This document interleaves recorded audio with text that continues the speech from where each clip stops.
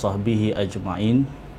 Rabbi adkhilna mudkhala sidqin wa akhrijna mukhraja sidqin wa ja'alna min ladunka sultanan nasira. Asbahna ala fitratil Islam wa kalimatil ikhlas wa ala dini nabiyyina Muhammadin sallallahu alaihi wasallam wa ala millati abina Ibrahim hanifa wa ma kana minal musyrikin.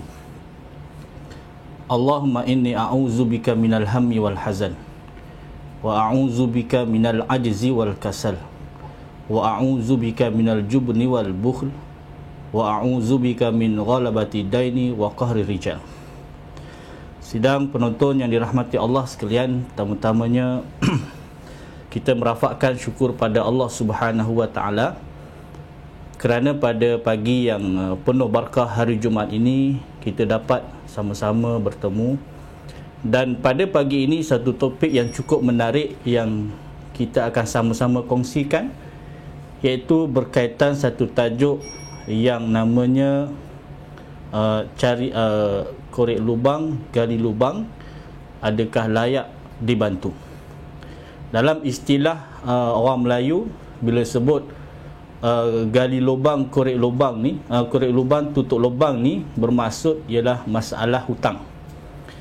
Dan dalam firman Allah dalam surah At-Taubah ayat 60 ada menyatakan golongan-golongan yang berhak menerima bantuan zakat atau yang istilahnya asnaf, iaitu berbunyi a'udzubillahi minasyaitonirrajim, innamas shadaqatu lil fuqara wal masakin wal amilin 'alaiha wal mu'allafati qulubuhum wa fir riqab wal gharimin wa fi sabilillahi wa ibnis sabil faridatan minallah wallahu alimun hakim.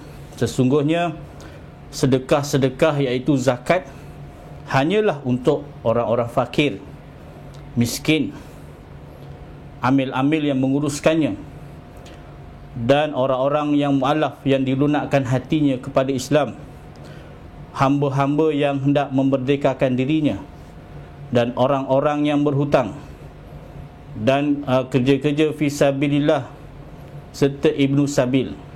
Dan dalam ayat ini menjelaskan bahawa di antara golongan yang berhak dibantu dengan zakat ialah orang-orang yang berhutang. Maka dalam konteks gharimin, dalam sudut bahasa, gharimin ini ialah orang yang berhutang, daripada perkataan gharam, seperti mana dalam firman Allah surah Al-Furqan ada menyebutkan inna azabaha kana gharama, yang bermaksud tetap. Dalam konteks hutang ini ialah seorang yang tetap padanya hutang tersebut. Maka dalam fatwa Kerajaan Selangor dimaksudkan golongan gharimin ini ialah orang yang berhutang untuk memenuhi keperluan asas diri dan tanggungannya atau kepentingan masyarakat dan tiada keupayaan untuk membayarnya. Dan persoalan hutang ini merupakan penyakit dalam masyarakat. Hatta dalam peringkat ketika zaman Nabi SAW, ada seorang sahabat yang bernama Abu Umamah. Satu hari beliau berada dalam masjid dan Nabi melihat Abu Umamah dalam masjid dan ditegurnya, wahai Abu Umamah, kenapa kamu berada dalam masjid dalam waktu bukan solat? Maka Abu Umamah kata, ya Rasulullah, aku pening dengan masalah hutangku. Maka Nabi kata, maukah aku ajarkan satu doa, yang mana dengan doa ini mudah-mudahan kamu dapat menghindari masalah hutang.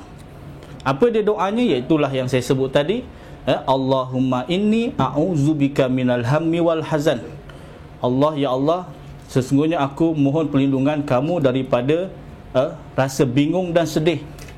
Wa a'udzubika minal ajzi wal kasal, dan aku mohon perlindungan darimu daripada rasa lemah dan juga malas. Wa a'udzubika minal jubni wal bukhl, dan aku mohon perlindungan darimu ya Allah daripada rasa takut dan juga bakhil. Wa a'udzubika min ghalabati daini wa qahri rijal, dan aku mohon perlindungan daripadamu ya Allah daripada lilitan hutang dan penganiayaan sesama manusia. Maka dengan doa ini bukanlah bermaksud bila kita berdoa hutang kita terus selesai, tidak. Jadi sebagai satu motivasi untuk bila kita berdoa dan mohon pada Allah supaya diberikan jalan-jalan penyelesaian. Dalam konteks zakat, ya, maka ulama telah sepakat bahawa ada dua kategori yang dimaksudkan dengan hutang yang boleh layak dibantu dengan wang zakat. Kategori pertama ialah hutang yang berkait dengan maslahah diri, ya. Contoh maslahah diri ni seperti nafkah hidup. Dia memerlukan kewangan, dia ada masalah kewangan untuk menyelesaikan nafkah hidup dirinya dan keluarganya. Termasuklah untuk membelikan pakaian sebagai keperluan asasi dan juga bantuan rawatan, ya. Termasuklah dalam masalah diri ini ialah kes-kes dalam masalah bencana, masalah bencana, ya. Sebagai contohnya masalah bencana kebakaran, banjir dan sebagainya. Yang mana dalam satu hadis Nabi SAW daripada Qabishah bin Al-Mukhalik, diriwayatkan oleh Imam Ahmad dan Muslim, bahawa Nabi SAW menyatakan membolehkan orang yang mengalami bencana di dalam hartanya meminta kepada pemerintah bahagian daripada zakat sehingga ia mempunyai kekuatan untuk memenuhi keperluan hidupnya, ya. Jadi maknanya orang yang menghadapi bencana banjir, bencana kebakaran, kemalangan yang mengakibatkan kecacatan dan sebagainya ini memerlukan rawatan, termasuklah dalam hutang masalah diri. Malah menurut Mujahid dalam tafsir Tabari mengkategorikan bencana ini kepada tiga. Yang pertama, harta musnah disebabkan banjir. Yang kedua, musnah disebabkan terbakar. Dan yang ketiga, tiada harta untuk belanja nafkah keluarga. Ini termasuk dalam bencana yang boleh kita bantu dalam konteks bantuan zakat. Sebab itu dalam sudut lembaga zakat Selangor, kita telah meletakkan beberapa kriteria, syarat dan kategori seseorang itu layak dibantu dalam dianggap sebagai asnaf gharimin, ya. Apa dia? Di antaranya kriteria kelayakan untuk mendapat bantuan menyelesaikan hutang ialah yang pertamanya, tiada kemampuan untuk menjelaskan hutang. Maknanya dia memang tak mampu untuk jelaskan hutang-hutangnya dan dia boleh mohon bantuan zakat. Kita lihat kepada berapakah jumlah hutang-hutangnya dan apakah harta yang dimilikinya, adakah dia benar-benar tidak mampu untuk menjelaskan hutang tersebut. Yang keduanya, hutang itu keperluan asasi, keperluan asas. Bukannya hutang-hutang bukan keperluan asas seperti hutang bermewah. Hutang-hutang contohnya dia tak mampu bayar kereta mewah, tu tak boleh dah dapat bantuan zakat. Ataupun hutang-hutang kad kredit, tu tidaklah layak untuk dapat bantuan zakat. Ataupun hutang-hutang pinjaman-pinjaman yang bukan kepada keperluan asasi, itu tidaklah kita bantu dengan bantuan zakat. Yang ketiganya, wujud mudarat jika hutang tidak diselesaikan dengan segera. Maknanya mungkin mudaratnya dari sudut tuntutan, ancaman dan sebagainya.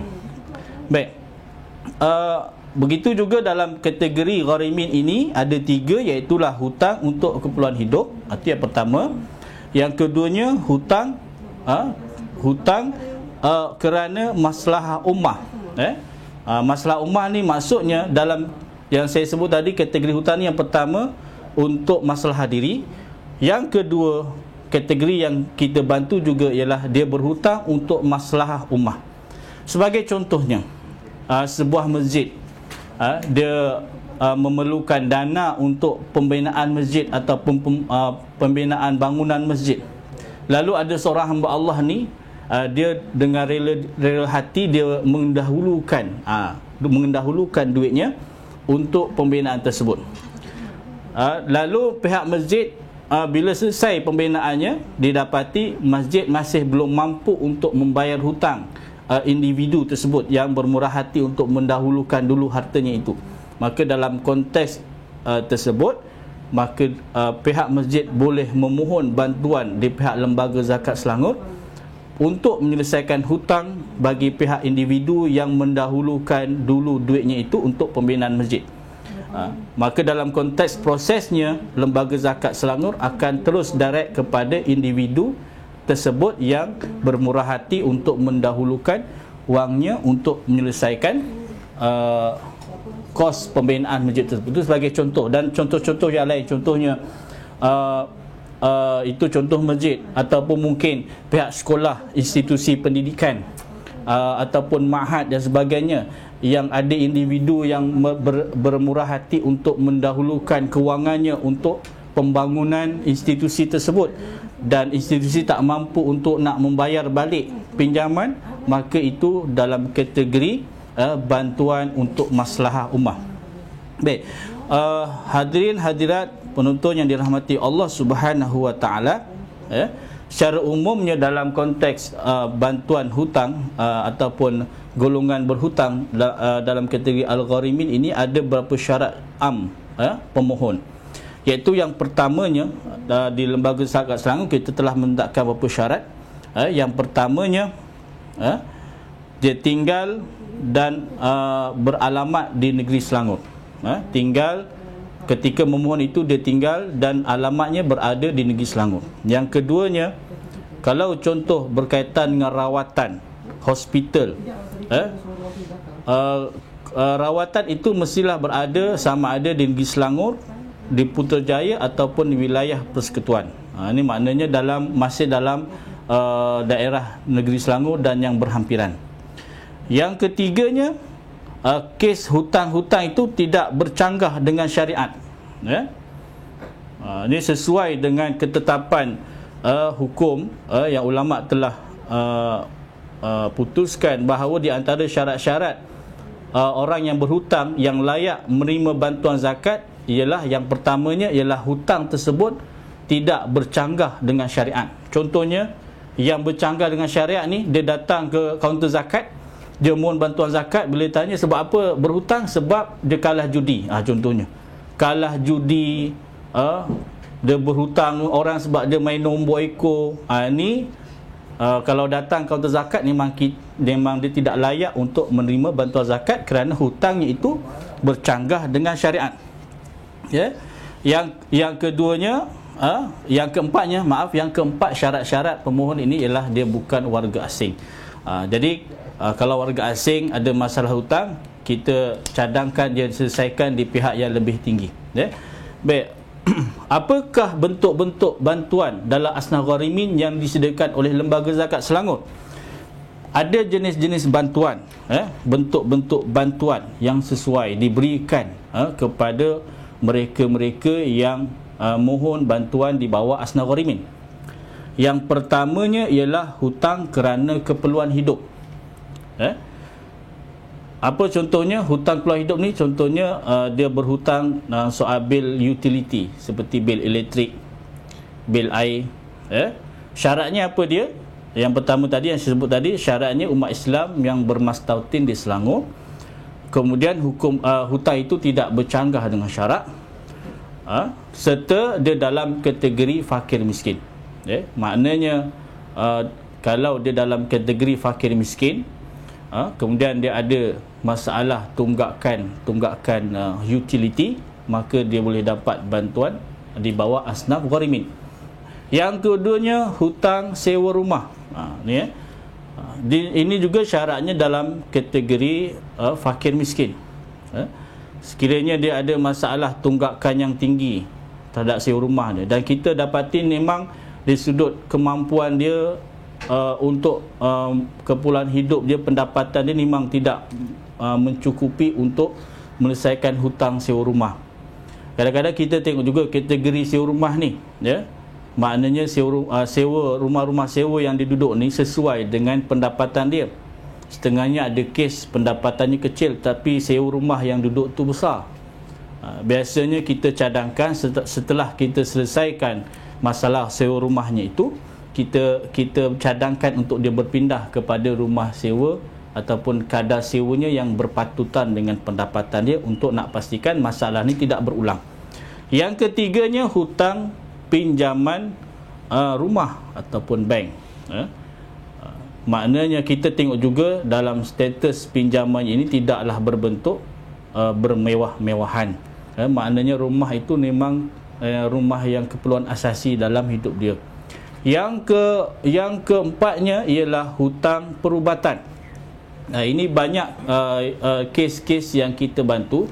Sebagai contohnya, dia memerlukan rawatan tersebut dan tidak mampu untuk menanggung kos rawatan tersebut.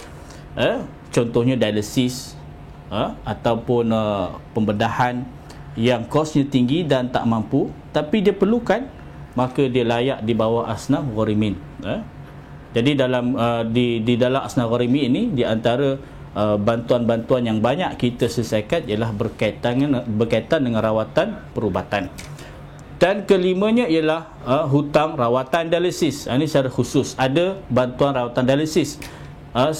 Kita melihat kepada kes setengah bantuan ini kita bantu penuh dari sudut dialisis dan juga yang lain. Ada setengahnya kita lihat majikan-majikan ada juga menampung kos-kos ini dan kita bantu apa yang kekurangan.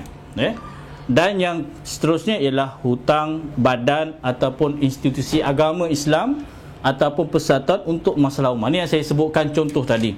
Maknanya individu ataupun badan ataupun pertubuhan itu dia berhutang dengan seseorang dengan tujuan orang tersebut mendahulukan wangnya untuk keperluan badan tersebut, seperti pembinaan ataupun apa-apalah yang mana badan ataupun institusi tersebut berhutang dengan individu tersebut dan tak mampu untuk menyelesaikan, maka dia boleh mohon bantuan zakat. Apa pun tuan-tuan, semuanya itu mestilah melalui prosedur ataupun peraturan yang telah ditetapkan. Secara mudahnya pemohon-pemohon boleh mendapatkan borang di kaunter-kaunter yang berhampiran berserta dengan dokumen yang lengkap. Maknanya kalau kes berhutang, sertakanlah dokumen-dokumen yang lengkap berkaitan dengan hutang tersebut. Kalau individu itu berhutang dengan seseorang, maka kena ada dokumen lampiran yang menyatakan jumlah sebenar hutang. Sebab itu dokumen itu kena lengkap. Kalau misalnya satu badan institusi itu dia membuat pinjaman dengan individu yang mendahulukan, kenalah ada satu dokumen hitam putih untuk kita nak jelas dokumen-dokumen itu untuk kita nak menyelesaikan hutang-hutang yang ada. Baik, seterusnya cuma sebagai pemakluman, ada beberapa kategori hutang-hutang yang di peringkat lembaga zakat sanggup kita tidak bantu. Ini sebagai perkongsian. Yang pertamanya hutang alung. Hutang alung, minta maaf, memang lembaga zakat sanggup tidak ada bantuan untuk kes-kes alung, kerana kes alung ini ni lebih penyakit masyarakat lah. Yang keduanya hutang pinjaman perniagaan. Contohnya individu ni dia buat pinjaman perniagaan, kemudian dia tak mampu nak bayar, jadi ini tidak ada bantuan daripada peringkat lembaga zakat Selangor.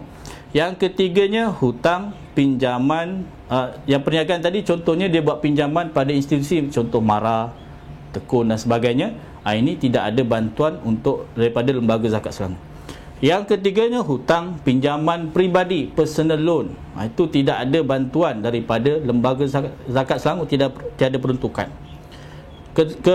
Ketiganya hutang penjamin. Orang yang memberi jaminan kepada orang yang berhutang. Jadi ini tidak ada bantuan untuk penjamin. Sepatutnya penjamin ini memahami risiko-risiko dia apabila dia menjadi penjamin kepada orang yang meminjam. Yang keempatnya hutang rumah mewah. Dia beli banglo 3 tingkat, rumah mahligai dan sebagainya, buat pinjaman untuk beli rumah tersebut, kemudian dia tak mampu, dia minta pula bantuan zakat. Itu tidaklah layak untuk menerima bantuan zakat.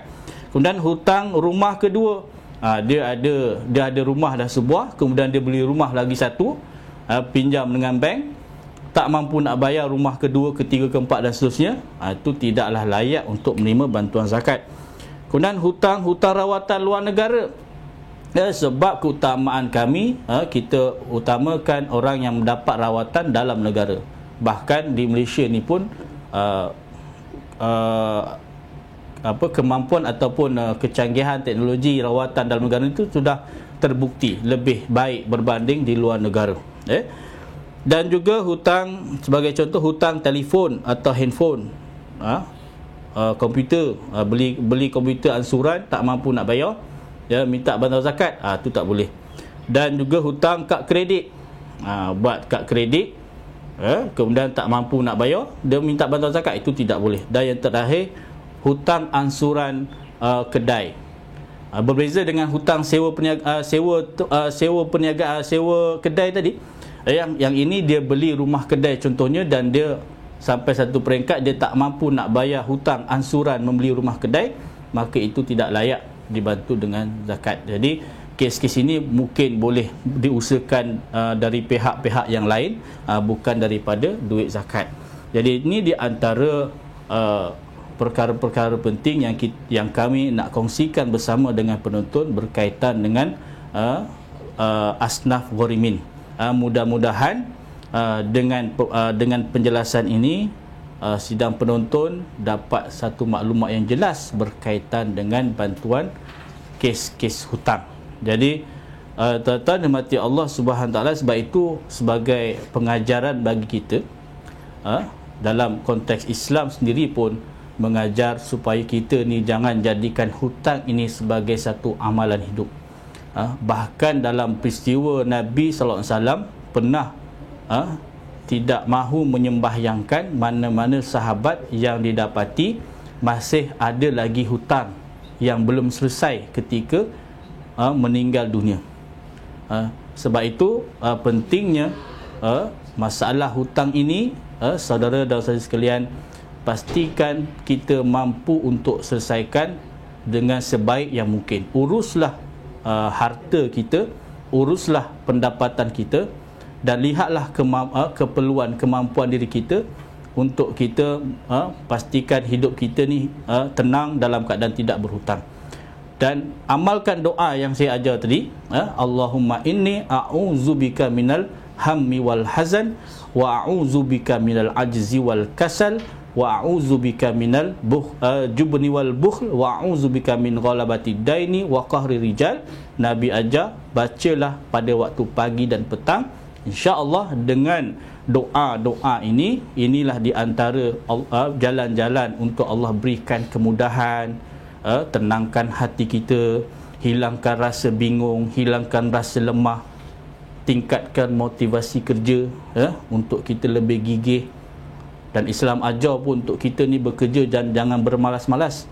Sebab dalam satu hadis Nabi bermaksud seorang yang mencari rezeki yang halal di dunia semata-mata untuk beri makan rezeki pada anak isteri, untuk mengelakkan daripada meminta-minta, dan juga untuk menyumbang, memberikan sumbangan pada orang lain dengan jalan sedekah dan zakat, maka mereka akan bertemu dengan Allah dengan wajah yang berseri seperti bulan purnama. Dalam hari ini nak sebutkan bahawa Islam ajar kita supaya rajin berusaha dan jangan bermalas-malasan. Dan lihatlah kepada keperluan hidup kita sesuai dengan pendapatan kita, berbelanja mengikut pada kadar kemampuan, dan elakkan daripada hidup dalam keadaan dibelenggu hutang. Moga-moga mendapat manfaat daripada apa yang kita kongsikan bersama. Untuk itu aku liqauli haza wa astaghfirullahal azim li wa lakum. Wassalamualaikum warahmatullahi taala wabarakatuh.